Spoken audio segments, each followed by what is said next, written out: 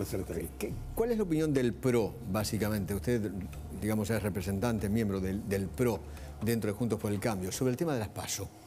Bueno, lo que dijo Cornejo lo suscribo. Digo, no se puede cambiar las reglas del juego en la mitad del partido. Imagínate que alguien dijera, bueno, ahora la podemos tocar con la mano. No. Cualquier cambio en la legislación, en las reglas de juego electorales, se tiene que hacer no para la próxima, para la otra. Y tiene que tener consenso. Si no es como dijo María Eugenia Vidaloy, es trampa. Y creo que el gobierno tiene una cierta tendencia a hacer trampa y a cambiar las reglas en función de su conveniencia. Claro. No es ni la primera vez, ni seguramente la última que lo haga. Y nuestra obligación es que, bueno, si no se cumple las normas tal como están escritas hoy, igual deberemos tener nuestra... ¿Tampoco aceptarían, digamos, achicar los tiempos? No, a ver, Eduardo, las reglas son las que son y están para cumplirse. Si el gobierno decide eliminar las reglas en la mitad del juego, deberemos construir nosotros nuestras propias reglas para que en los lugares donde haya más de un candidato sea la gente la que dirima eso, pero... Porque el gobierno está convencido, o la Cámpora o Cristina están convencidos que la mejor manera para perjudicar a la oposición, y en especial a Juntos por el Cambio, es terminar con las PASO. Les complica la vida. ¿Sabes, Eduardo, qué es lo que pasa? Es la gente la que va a decidir. No es la gente, y yo confío en la gente. Confío en la gente. La gente está harta de que le cambien las reglas de juego, está harta de todo esto que estamos viendo. Y yo estoy seguro que es la gente la que va a decir, bueno, este tiene que ser candidato, este es mejor que aquel. Digo, no hay que tenerle ningún miedo a la competencia, nosotros no lo tenemos, ese miedo. Creemos que confiamos mucho en la madurez de los argentinos. Los argentinos cambiaron mucho, Eduardo, cambiaron mucho. Entre el 2015, el 2019 y el 2023 es otra sociedad. Esta sociedad de hoy un montón ha decidido romper con los tabúes, con las vacas sagradas, con de esto no vamos a hablar, del déficit no lo tocamos, aerolíneas no se mueven. La gente ya es muy consciente que la libertad no se negocia, quiere más libertad, no menos. Quiere regla de juego, no que se las cambien todo el tiempo. ¿Usted cree que Macri va a ser candidato? Hasta ahora él viene diciendo que no está anotado en esa lista y que su intención es incidir en ese debate, en el debate ideológico. Y me parece un gran aporte del expresidente, porque tiene una experiencia que los demás no tienen, digo, la de tomar decisiones en momentos difíciles. O sea, los candidatos a presidente estaban en la primera línea del otro día de la presentación, en la primera fila. Yo creo que sí, yo lo veía y era una imagen muy positiva verlos juntos. A Patricia, Horacio. Patricia, Horacio, María Eugenia, los tres son parte de algo mucho más grande. Y los tres tienen la obligación de interpretar este deseo de libertad y esta transformación que los argentinos están esperando, y luego el que gane, de estar a la altura de esa demanda. ¿Quién escribió el libro? ¿Macri o usted? No, Mauricio.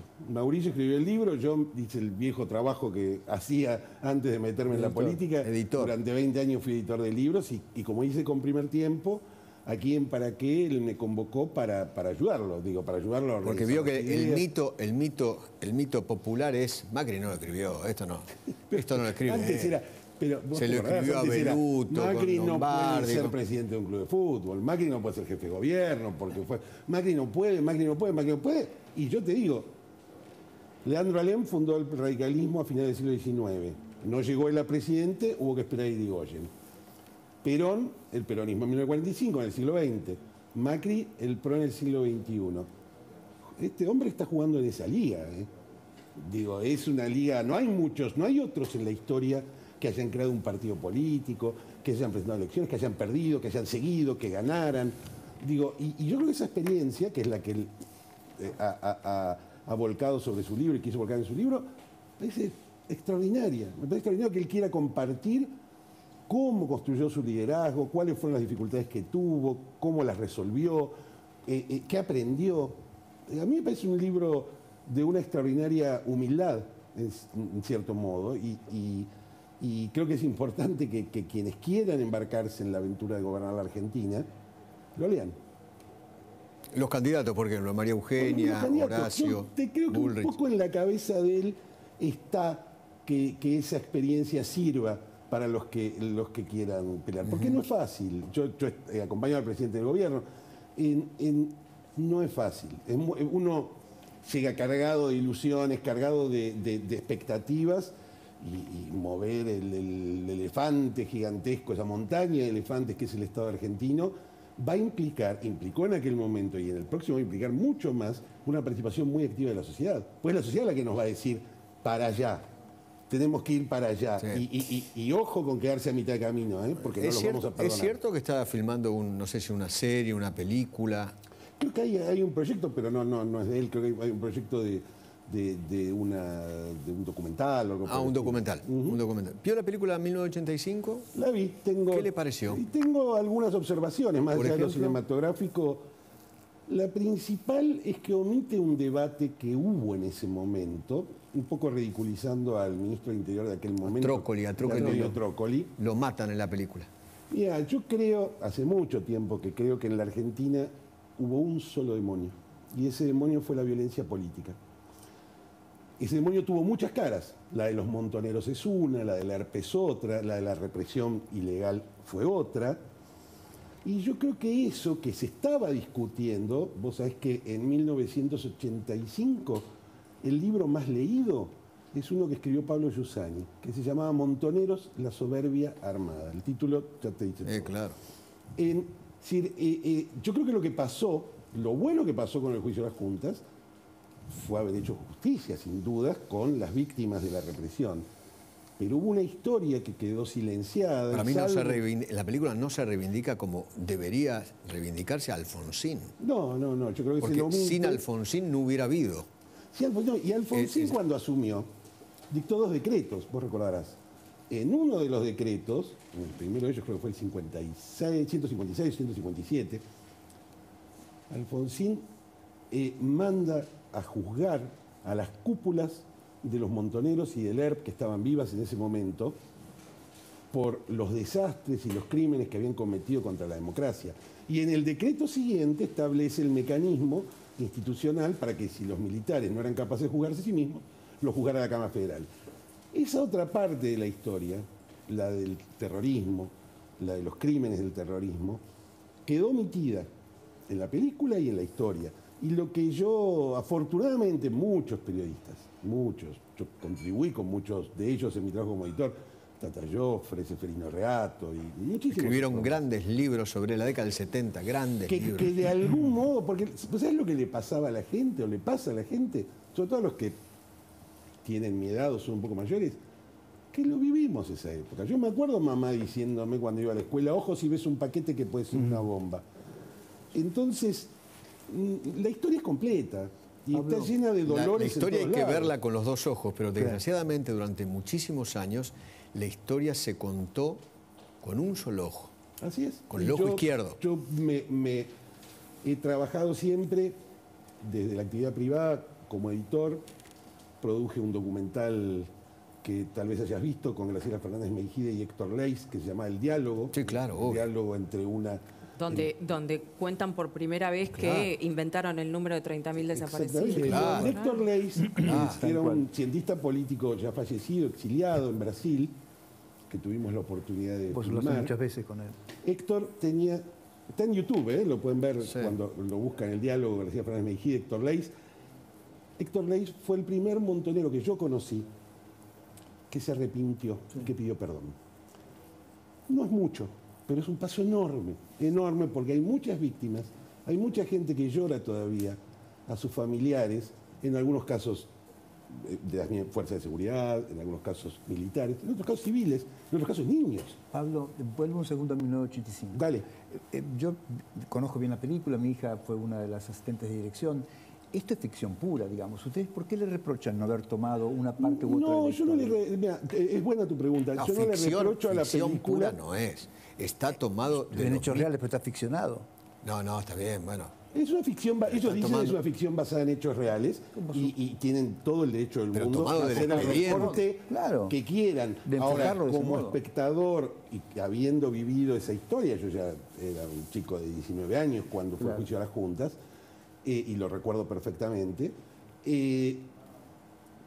esas elecciones que la película hace con todo derecho y con toda libertad, merecen ser observadas y detectadas y decir, bueno, yo hubiera hecho tal cosa. Es una historia parcial.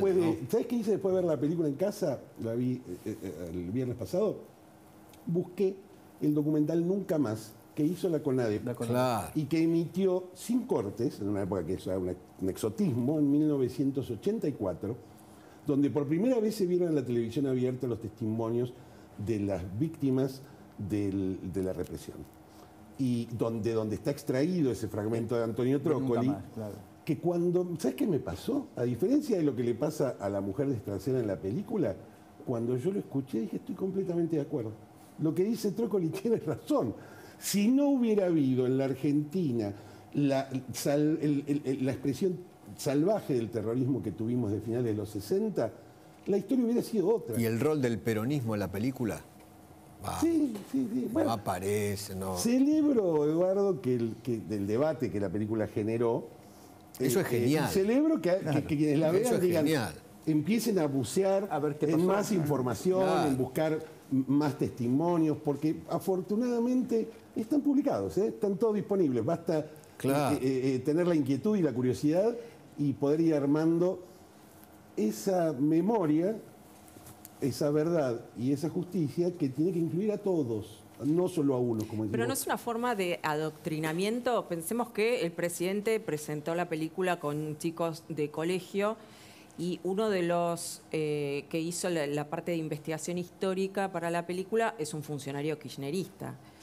Entonces hay una bajada de línea en donde obviamente van a militar que se proyecte la película Sí. en los colegios Sí, y no es una forma de coincido con Juan. El adoctrinamiento. kirchnerismo se apropió de la película, El kirchnerismo se apropió de la película. ¿no? Sí, yo ¿No es coincido, cierto? coincido. La toma como propia Pero de todos modos, y en su beneficio. a ver, hay una anécdota muy famosa de un intelectual muy admirable que se llamaba Svetan Todorov, que una vuelta lo invitaron a visitar el Museo de la ESMA. Este hombre conoce muchísimo de la historia universal y de los procesos como el que vivimos en Argentina. Cuando salió, todos pensaban que iba a estar conmovido por lo que había visto. Él dijo, ¿saben qué pasa? Acá falta algo. Acá falta algo. Ojalá algún día, y trabajo para eso, y hay mucha gente que trabaja para eso, podamos hacer el Museo de la Violencia Política. De toda la violencia política, de la que hemos vivido desde distintos lugares los argentinos, que es la que debemos evitar siempre volver a vivir. Y sobre todo para que lo que yo más deseo, que es que la gente extraiga sus propias conclusiones e investiguen. No se queden solo Le da la con sensación- Argentina 1985, que tiene cosas buenas y cosas malas. Hay mucho más para buscar, hay mucho más para bucear. Es un pasado enormemente complejo y bueno, es como ir completando el álbum. Hablando de la violencia política, ¿le da la sensación que volvió la violencia política con este atentado que sufrió Cristina? No sé. Creo que yo sigo pensando que es un hecho aislado. Digo, por lo menos hasta que me demuestren lo contrario. Hasta ahora no Bueno, se ha demostrado lo contrario. La pistola estuvo a Sí, sí, 15 sí. centímetros No, a ver, que el hecho es repudiable, no tengo la menor duda. que gatillaron 2 veces, la bala De no hecho, salió. la pregunta que vos me hacés es si volvió la violencia política por eso. No. Más peligroso me pareció el tuit de ayer de un sindicalista de ATE, donde decía, si gana Macri, en lugar de 14 toneladas de piedras van a tener que ser 28. Eso es incitación a la violencia, dijo Daniel Catalano, que lo llama el secretario general de ATE Capital. Eso es incitación a la apología de la violencia. Entonces, el episodio... Ese es el discurso del repudiable. odio, lo que llaman el Sí, kirchnerismo. sí, cuando habla el discurso presidente del de odio, ¿no? Eso es Bueno, odio. el otro día, el presidente, no sé si ayer o anteayer, el presidente dijo, el enemigo es Macri. Eso ya es violento. Habíamos y discurso de parte odio. del El aprendizaje. enemigo, ¿cómo el enemigo? En la democracia no hay Será enemigos, hay adversarios, claro, en la hay política. tipos que piensan distinto de uno. En las familias argentinas está lleno de esas situaciones. Y el principal aporte que podemos hacer es que no se rompa la sociedad.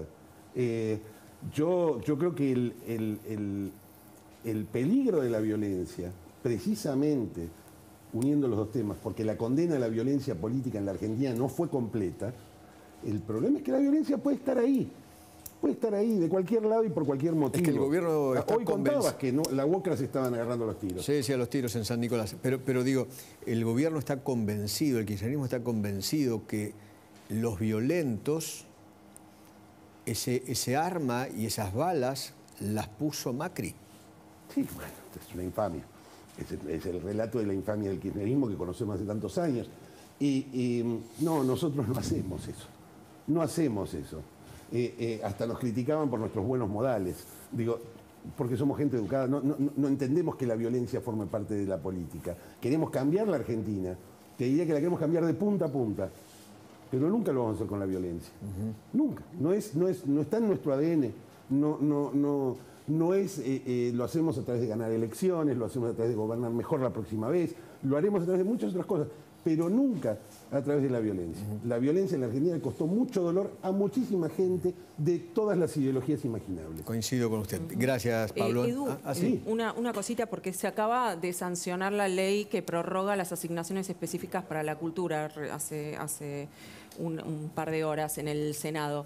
¿Qué opinas de esa ley? Hasta el 2072 sí, se es una prorroga. locura. Es una locura, lo dije cuando se trató en diputados. Es decir, la tecnología está cambiando, en el caso del cine, por ejemplo, a una velocidad tal. En el 2072 probablemente la mayoría de nosotros ya no estemos, claro, y no sabemos cómo vamos a hacer para ver las películas. Claro. Y además tenemos todo el derecho, Guadalupe, los argentinos, de plantearnos si el modo de financiamiento del Inca es el financiamiento correcto. Más de 200 películas por año, de las cuales se ven 10. Yo he hecho, mientras estuve en la gestión anterior, todo para volver más transparente ese lugar tan opaco y tan oscuro que es el Inca. Me costó muchísimas peleas con mucha gente del cine. Estoy orgulloso de haberlo hecho, pero lo que creo es que... Mira, el otro día había un chiste que era genial y no les quito más tiempo. Un director de cine va a una casa de electrodomésticos y el señor que está vendiéndole un lavarropas, este hombre lo mira y le dice, pero señor, ¿cómo le voy a tener que pagar por ese lavarropas si no me lo voy a llevar? Y el hombre le contesta, ¿y yo por qué le tengo que pagar sus películas si no las voy a ver? Gracias por venir,